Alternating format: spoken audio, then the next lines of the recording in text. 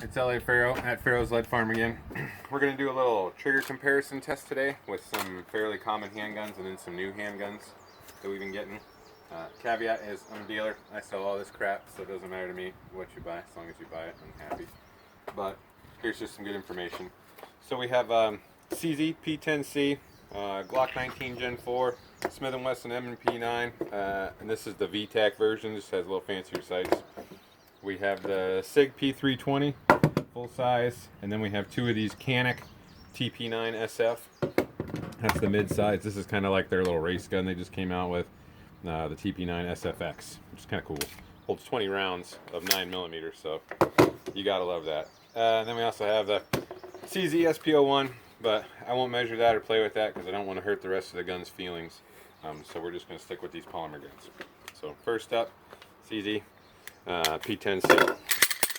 So put the old trigger gauge on it. See if you can see this gauge right there. Okay. So here we go. 3, 3.5, 4, 4.5, 5. Do it again for super science sake. Turn the trigger. 3, 3.5, 4. That one was right on the end at 4.5. Put it right in the middle of the trigger this time.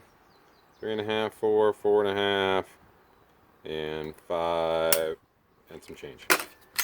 So not terrible. Glock 19. There we go.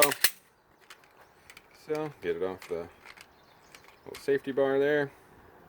So 3, 3.5, 4, 4.5, 5, 5.5, 6, 6.5.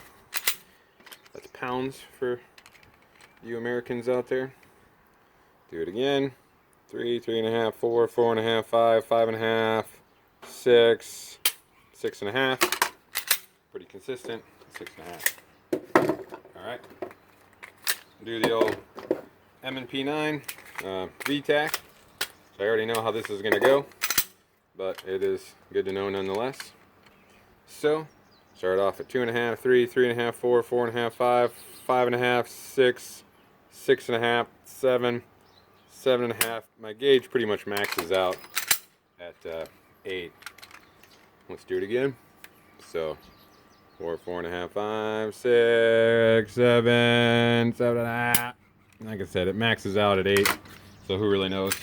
That's a fairly expensive gun too, but like I said, it is what it is.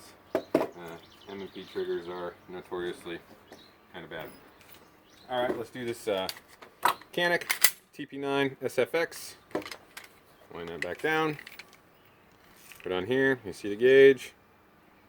So there's 2.5, 3, 3.5, 3.75 I would say.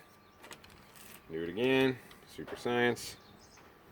3, 3.5, about 3.75. 3.75, so that's kind of fun. And then this is the more the kind of the carry version of it.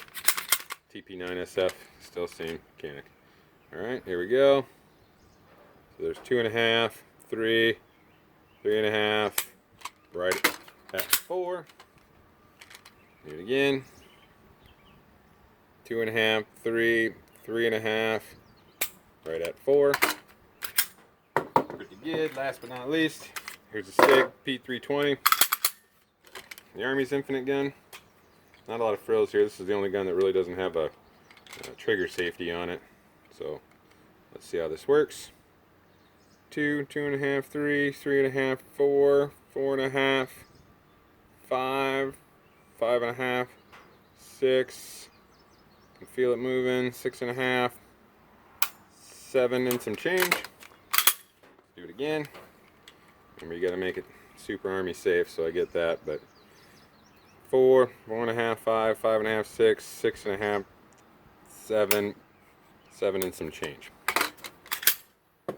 So there's your little, at least how they kind of come from the factory stock triggers. I'll do a little shooting here, mostly between this, probably this SIG and some of these TP9s, which are a cheaper gun for sure. But I do like their mags. They're made by Mekdar, which is a really good mag company. So we'll do a little shooting and see how they compare there. Carry on.